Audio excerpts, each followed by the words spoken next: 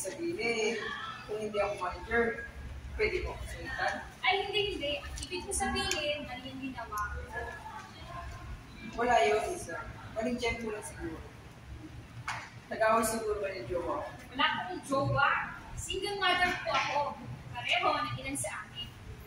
Kalimutan mo na yun. Pinalimutan sa lahat. Sir, tinakasan kasi ako ng board namin nung araw na yun. Isang foreigner na nag-stranded daw. 5 buwan hindi nakapagbayad. Pinadahal ko pa nga ng pagkain dahil naawa ko. Matunga lang ang ukay, naloko pa. Hindi naman ko tuloy pang bayad sa bangko. Sisirang record ko. Yung pa naman ang ayaw na ayaw ko, nasira sa iba. Kausapin mo si Sid. Kung sakaling umabot doon, maunawaan naman ng bangko yun. Mas mahirap suluhin ang problema. Nagagawa naman ng paraan yun.